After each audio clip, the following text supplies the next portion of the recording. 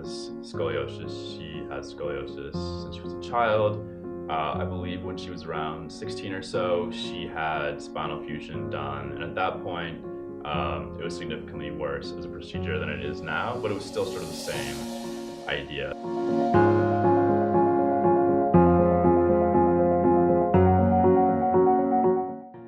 With my brother, when he was 8, he got diagnosed with scoliosis, and they put him in a back brace, and they were like, hey, this back brace is fine, like as long as you wear it, you're going to be fine in the end, don't worry about it. And so he did, he wore it all the time, but it got to the point where he needed surgery.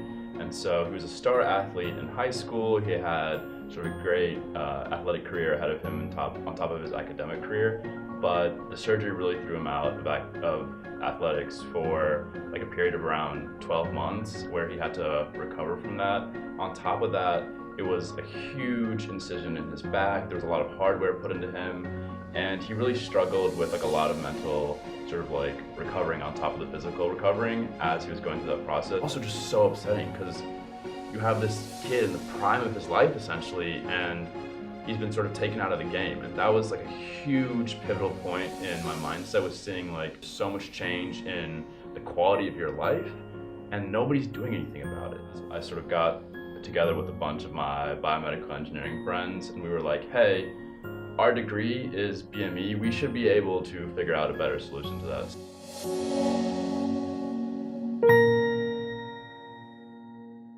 My name is Alexander Singh. I'm a 4th year biomedical engineering major, and I'm CEO of Minimally Invasive Spinal Technology.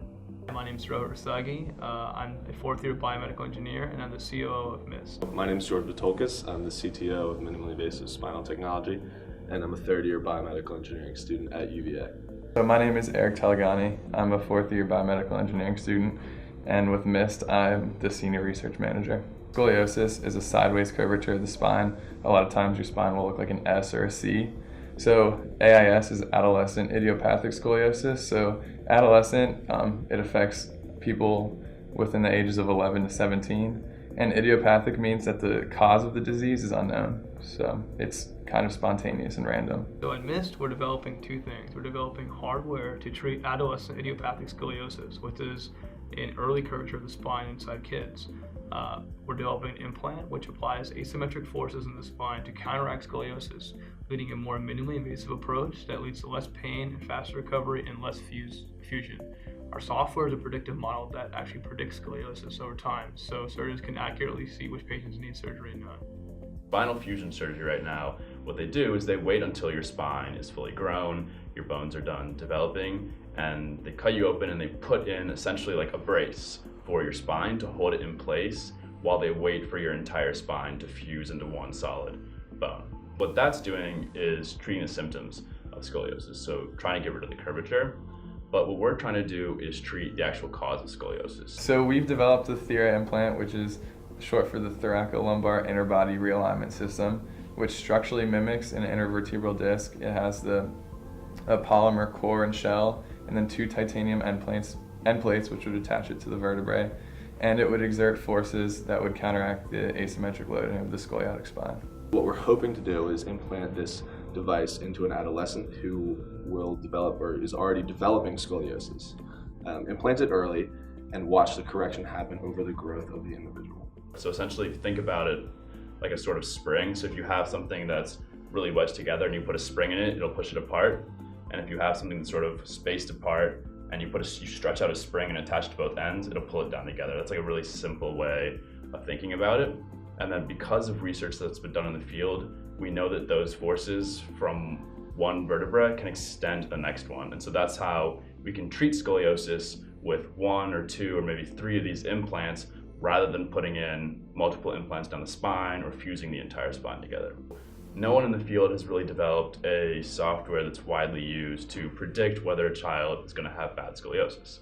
Technology essentially takes CT and MRI images, does measurements on them, and then it uses the special correlation algorithm that we've developed to predict the annual growth rate of that curvature as well as the post-adolescence curvature that the child may have. We were able to demonstrate that we get up to 61% correction, which is very similar to vertebral body tethering, which is one of our competitors and is within the range of spinal fusion surgery. Our end goal is to help people, right? So if we can, jumpstart an interest in this field where, treating scoliosis from within the disc space, which is just completely new. No one's really done it.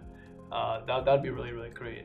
The way we think about it at MIST is that every day, 104 children undergo spinal fusion in the United States for scoliosis. What we really believe in at MIST is creating patient-centered technology that really works for the individual patient so that they're getting the best treatment they can get. And so that's where things like our software package come in, because we can measure the exact amount of force that we need to apply to correct their curvature, and we can create them a specific implant. Surgeons, all in all, are pretty excited about the device. But we always have people who tell you otherwise. Like one time we went to talk to an orthopedic surgeon at UVA, and on the way out, he tapped us on the back and he's like, "Good try, guys.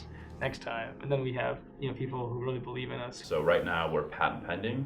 We're going to be filing for our full patent in August on the device, and we'll also be filing for a provisional patent on the software at that point as well. And so we're hoping that I think the process normally takes around 2 to 3 years to get back a full patent and get that approved. So we're hoping that in 3 years' time we'll have at least those 2 patents under our belt.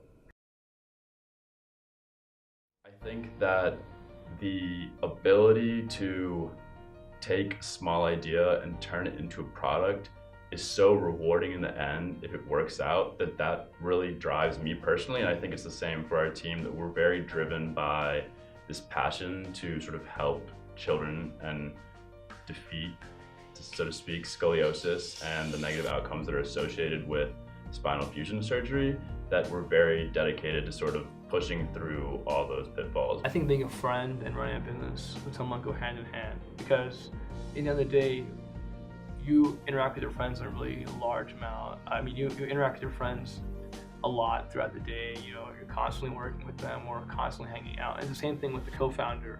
The co-founder has to be your friend, because the same thing. You work with them all the time. You're constantly bouncing ideas off each other. And Alex and I are really, really good friends. And we constantly make jokes. We constantly have fun. But we know that when there's work to be done, we have to do it. There's always times where we're faced with a lot of stress, and there's going to be times when we're down and we have to deal with things that are very hard.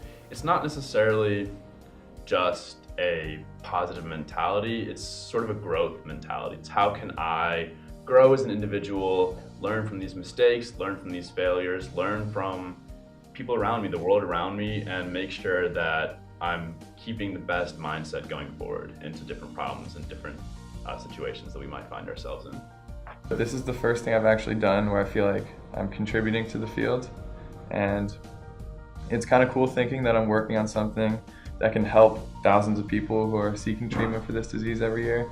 And it's also kind of cool thinking that I could be developing something that one day I could be using in an operating room. For me, it's seeing the potential impact down the road is what motivates me and wanting to help people. And I think that I'll tell you that we've gotten a couple responses through our website, being contact us at this email or whatever, and we've gotten a couple parents who've inquired about our project, being like, "Hey, my daughter has a severe scoliosis. I think this would be better for her than going through expensive, harsh spinal fusion surgery." And I think that seeing that interest and being able to be like, these people could be interested and it could help them, I think that that's been very gratifying and very, I guess, rewarding. It's all about doing the most good. Obviously we're running a company, we want to see return and make money, but the end goal and the reason why we did this is to help a population that's being underserved, especially kids who are getting this surgery and they have to live their whole life with a vertical back and constant pain. That's something we just we want to avoid, and the end goal is just to help people. We've learned so many life skills through the entrepreneurship process. We've learned so many technical skills through the product development process, that a lot of this has been developing ourselves as people. And so I think that no matter where the company ends up, we all are very good friends. We will always be very good friends, and we will also just be so much better individuals because of this.